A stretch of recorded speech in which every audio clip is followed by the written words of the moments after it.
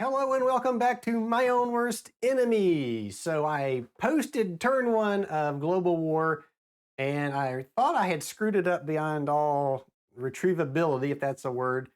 And it turns out I don't think I did quite that bad. I think we can actually continue on. The biggest mistake that I thought I'd made was up here in the Western Front where I had deployed some of these units into the Western Front, even though they failed their attacks or they succeeded in their attacks and I moved them in. But what should have happened was all these units really, instead of just leaving them in here, they should go right back up to the reserves. So I did my 7 attacks. These 2 units did survive. So I did the actual attacking part right, but I should have moved these units back to the reserves instead of leaving them in the Western Front. So I think I was overthinking that just a little too much. The other thing that I forgot to do, and someone called this out in the comments, and again, thank you for leaving comments. Those are super helpful to everybody trying to learn this game, including me. But one of the things that was left out of setup was the fact that there's a U-boat, another U-boat that really comes into play with the Graf Spee over here. So these German U-boats, there should have been 2, and that might have kept me from getting some of this money that I got in the first turn. I don't know. We're going to let it stand as it is because I got a feeling it's not going to matter anyway. But make sure you include not only the Graf Spee, but you include another U-boat when you set this game up. And what else did I do? I think I had questioned whether or not the D front was active. It is. And whether or not I could do Malta and Rick's place. And it turns out that yes, I can do both of those. So I'm okay there. So again, I did a fairly decent job of actually going through turn one. So we're going to continue right along here. It's actually a good thing for us. With that said, I think now that everything is in place, these units are back on the West Front. The board looks ready to go. I think we are ready for turn number 2.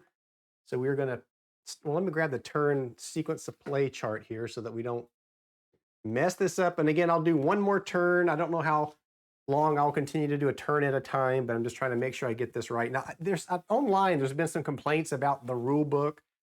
And I'm just going to say before I start this that this is a typical Ben Madison and Wes Ernie rule book. It is written in the order that you play the game in, just like previous games. And I love that they do that. It makes it easier to follow along.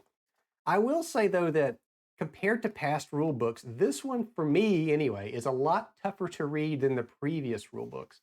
And I don't know if it's because it was written by somebody who knew the game really, really well and just wrote things down and just assumed the meaning would be clear.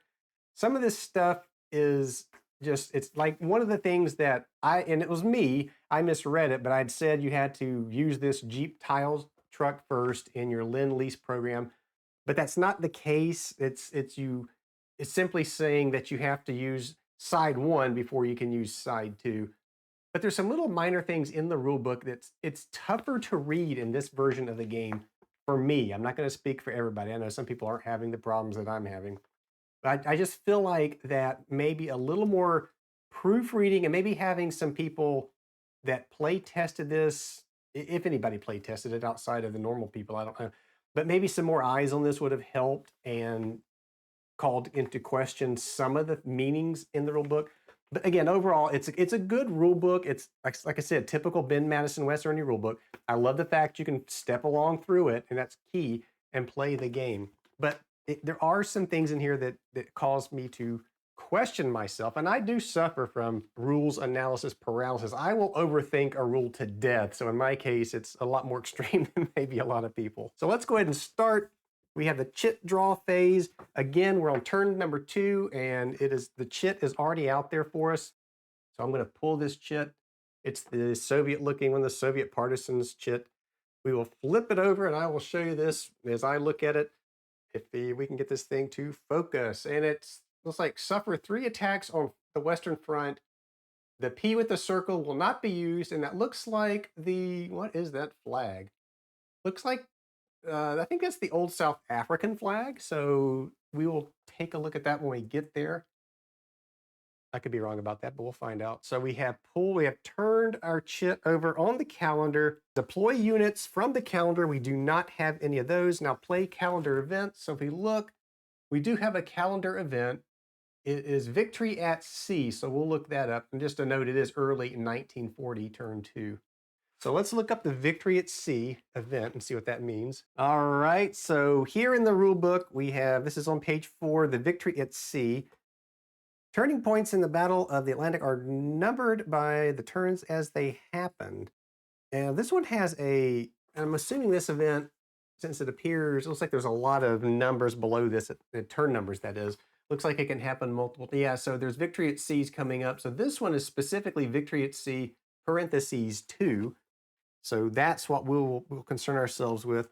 Move the Norwegian convoy from the Norway box to the available convoy box. And there's an asterisk. And what does the asterisk mean? Well, it's in a little gray box at the top of the page, just telling us that Norway had the 4th largest merchant fleet in the world. Nearly all of it went over to British control after Hitler attacked Norway in 1940. So basically, it's just and I love these little historical events that are called out. So that's cool. So basically, we're just getting Norway's resources to help fight the war is what it sounds like. Move the Norwegian convoy from the Norway box to available convoys. Do we have? Yeah, it's up here. So here's that Norwegian convoy marker. So we've added another U-boat, which should have been there from the start, but that's okay because now we have an extra convoy. So that'll come in handy. All right, back to the turn sequence of play chart, I should say. We played the calendar event, and now we're going to play the chit-based event. So remember, we had that South African flag. So again, we'll turn to the rule book. And on the same page, page 4, South Africa. If turn chit has South Africa's flag on it, roll a die. On a 6, it's racist government pulls South Africa out of the war against Hitler. Flip. Okay. Basically, we're going to roll 1d6, and 6 is the only thing that'll trigger a change here. So let's see what we get. We get a 5, so there is going to be no change, no game effect. So we will continue along. So that was all the chit-based events that are there, and now we go to the Evening Telegraph. So we've done this one before. This is the Evening Telegraph. I'm going to roll a d6, and we're going to add 2 to it because it's now turn number 2. So let's roll. So 2 plus 2 is 4, and event number 4 is basically the same thing that we had last time. Not basically, it is the same thing we had last time. And in this case, it's the Finland event again with the star bite, which means it can happen more than once. And it's the same event, so I don't think we flip it back. This is where we had flipped it from its WWII side to its Mannerheim side. It's still on the Mannerheim side. Doesn't say when this happens they get to flip it back, so I think it just means that if it had somehow went back to that WWII side that we would just flip it again. So I'm going to leave that alone, and we will continue along. So that was the Evening Telegraph. I also need to look at, make sure when you look at the Telegraph that there's also a column for military events and a column for commandos. We don't have that. It looks like when we roll that low, there's no military or commando events. So, but be aware that you may have those. We do not. So we're going to continue along into the Axis Powers attack phase, our favorite phase. So there's going to be 3 attacks on the West Front again. So let's suffer our 3 attacks on the West Front. I've got my little dial counter here. So we will start again. You pull the strongest unit from the front, the reserve front that is, and it will be the one to attack first. Get Goring straight here. All right, so I think the strongest one is probably a 5 still. So let's grab the 5. So this 5 is now attacking in the Western Front. So this will be attack number 1. And as I look at the board, I realize I've only got $1 left. This is where I was saying earlier, I wish I'd played this game through a couple of times and had thought to left myself a little more money than $1, but I only have 1, so I can choose to spend it here. And we are looking, looks like the Netherlands has a 2 on it. Well, that's not good, so I'm not going to spend $1 here. So by me not spending $1, that means the Netherlands has fallen. So we'll flip this tile over to it. Looks like Belgium there, the Belgian tile. So Belgium now is showing, and again, this chit will attack again. So it's basically this another attack. So here's our second attack. Now I can spend $1. There's 3. unit would have to roll 3 or higher to succeed here, and I don't think I'm gonna I don't think I'm gonna say Belgium. Brave little Belgium is gonna fall, I'm afraid. So I'm gonna remove the Belgium tile, and it's gonna reveal the France tile. Now this is bad because France is close to falling. This is the third and final attack. So now we have the army is coming back in. It's still the 5 because it's the strongest unit from the reserve. And I'm going to spend the last dollar. So now this unit's going to have to roll higher than a 4 to come in. So let's see if he does that. And I am moneyless now. Was that smart? I don't know. Well, he rolled a 6, so it wasn't very smart. So this unit does actually hurt France. So France is going to flip. And what is on the back of there? So looks like Paris is on the back. And I will show you that tile. And there's a $2 next to that. So I'm probably going to have to spend $2 to try to defend it.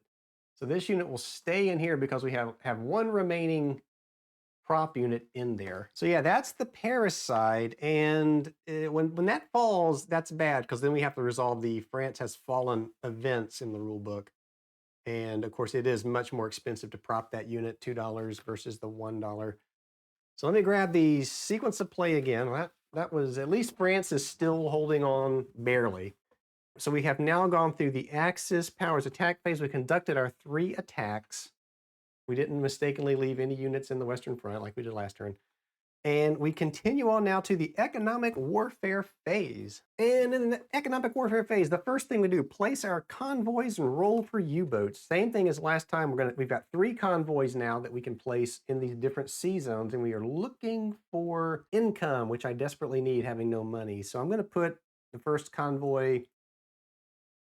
I'm going to put them in these first 3 sea zones. I know those are probably the ones that are most likely to have U-boats show up, but I don't care. I need the money, so I'm going to put the 3 convoys along those top 3 sea zones. And now we're going to find out where the 2 U-boats go. So we have the German U-boats table here on the sequence of play chart. I'm going to roll 2 dice and find out where they go. Now we're on the 2 column, not the 1 column. We now have that U-boat that was not in the setup, but we have it now. So I'm going to roll 2d6, and we're going to see where these go. Remember, we have the U-boat and the Graf Spee. So 2 will be placed.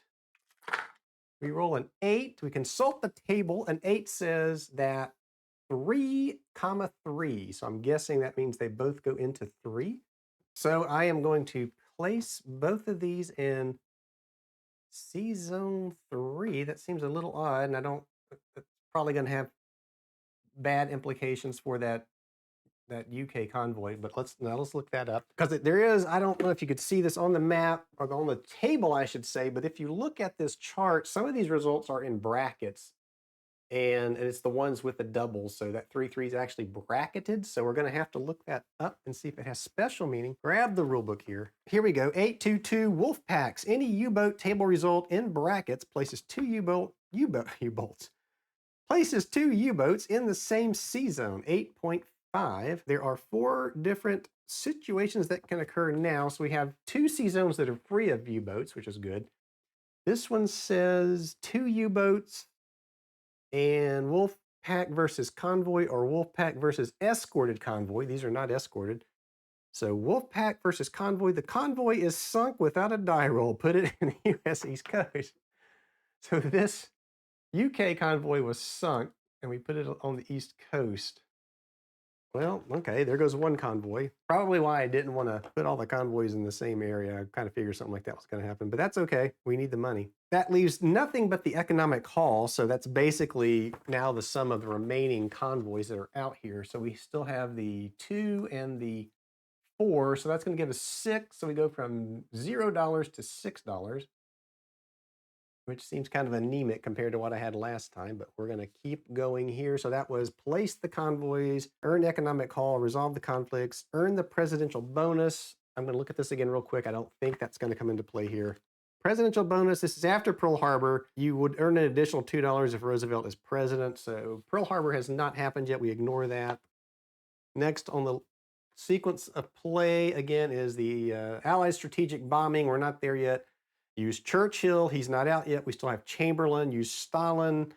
We are not going to use Stalin. I don't think we're going to use Stalin. Let's take a look again real quick at what Stalin does. I think, like I said, most of it has to do with when the East Front gets activated, which makes sense. Yeah, so shock, we can use them during the attack phase. Front B is active, it's not. Yeah, front B, front B, front B. So we're not going to use Stalin. And then it also says, finally, cash in lend lease.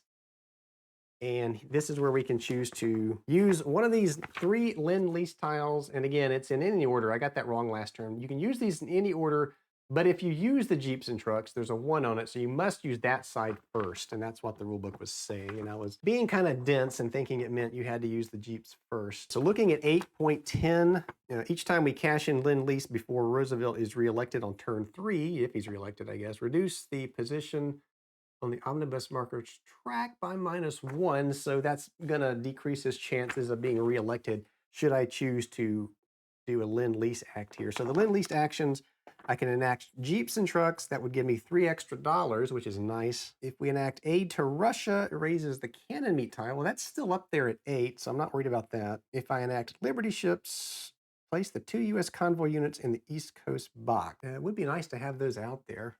So those are over here, and it's saying I can cash those in. And again, like I said, that would reduce the chances of Roosevelt being reelected, and that would be a bad thing. Then I would still have to build those convoys at $2 a pop, which is expensive, and I don't have a lot of money. What happens after turn 3? I guess you can still use lend-lease. So I don't think I'm going to do this here. I want to try to keep Roosevelt in office. I'm going to skip lend-lease, and that will take us out of the economic warfare phase, and that's going to take us into the United Nations attack phase. And this is where I got to make some decisions because I have limited funding this time. I only have about half of what I had last time. So the only front where I could attack would be the D front again. There are 2 armies in there. We got a Japanese army and this Manchurian army, it looks like.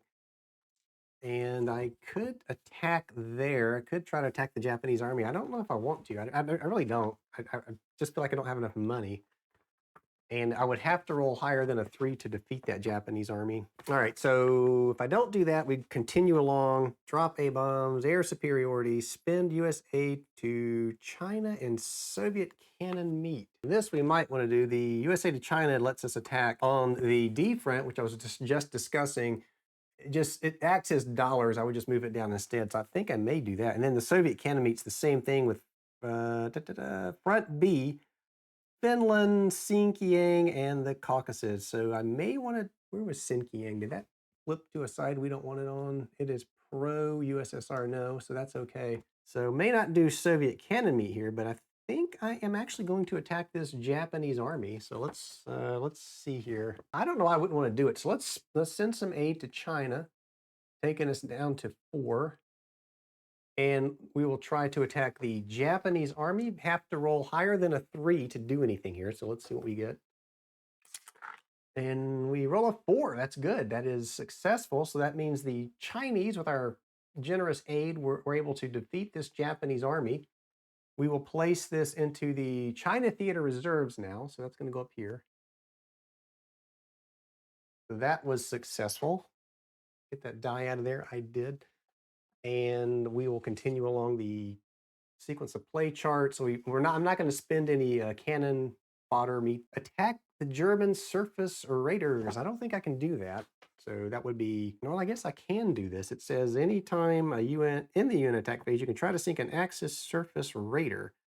And I believe we had determined that the Graf Spee was an Axis surface raider. To do that, we would have to pay $1 and roll a die. If the die roll is higher than the strength on the Graf Spee, it is a 3.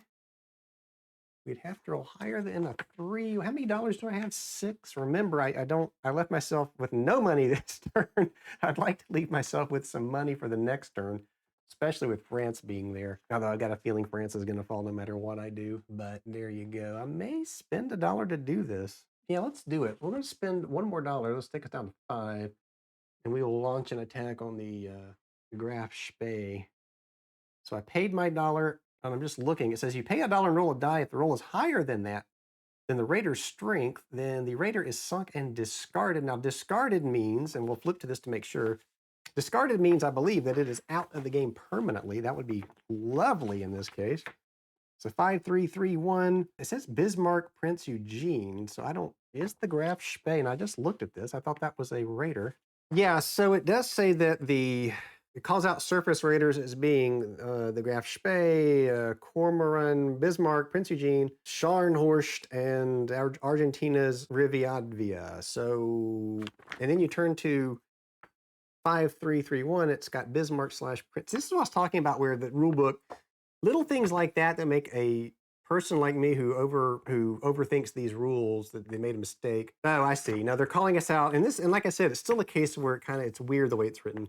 But if you actually read it and use your brain, it does make sense. It's just saying that those two are special surface raiders, and therefore you have special things to consider there. So it's just, when you flip back to that, it's just reminding us that that's the fact. So if I'm successful on this roll, the Graf Spee will disappear forever, and that's what I want to happen. I've got to roll a 3 or higher. Let's roll. There it goes. So 5, we have sunk the Graf Spee. So we're going to put it out of play. It is discarded. Well, that was nice. That was worth $1. Okay, so that's the surface raiders. Reopen the Burma Road. I believe it is already open. Don't worry about that. Arrest Gandhi. He's not there to arrest. Mariana's campaign for an F. No. Launch one partisan uprising. I think this is another opportunity to spend $1. Let's see. Maybe not, though. So turning to Rule 9.12, where we talk about partisan uprisings, during one ground attack each turn, you can cash in. Okay, so that's not going to help us here. But I'm just looking because this is it's in the UN attack phase. I would have probably called note to this in the actual attacking the Axis armies, because you do receive you remove the partisan to get a die roll modifier equal to the number of Axis armies on the front. So if you're attacking those things, I would think you'd want to call note to that. But okay, we're not going to do that. Back to the sequence of play. There are no turning the tides on the boards. We're in step G now. And so we go to the H, Pacific Naval Phase, which I don't think we're going to have here. I think we have to have something actually going on in the Pacific, which is what it says. Beware, only perform these. The Pacific Naval Phase, if Japan is at war, E and F are active. They're not. So we don't even perform the Pacific yet. It's coming, though. We do go to I, Industrial Phase, though, 12.0. So let's turn there. And this is where I was getting confusing myself. This is where we can build partisans. It costs $2 to build a partisan tile. On front A, you may build partisans after the fall of France. We can't do it on front A. Front B, when B enters the wars. Front C, can't do it in front C. We can do it on front E, but I think, aren't there any partisans in front E? No, there's nothing in in D. There is something in D. So we do have partisans there. I think we might have done that last time. Front F after the fall. So no, we can't really do anything here, is what it is telling me. The next thing we would be able to do is reinforce Malta. We did that, which is one of the reasons why I ran out of money, but we did reinforce Malta, which I think was a good thing. Build convoys, $2. And I think this is where we can get that UK convoy back out if we want it. You can spend $2 to transfer one convoy from the US East Coast to the available convoy box. We do have 2 convoys we can use next turn and only 1 U-boat to deal with. Is it worth spending $2 to get that convoy back out this turn, though? So the money marker is at 5. That would take us down to 3. Ugh. But it would mean possibly more income for us. I'm going to spend it. So 5 down to 3. We're going to get the UK convoys going again. So those are now in the convoy box. Escort convoys once per turn. Can we do this yet? Let's see. 12.3. If the dollars tile is on its escort side, well, no, it's not, so we can't do that. And then we go to naval production. I don't think we're there yet either. Yeah, carrier tiles.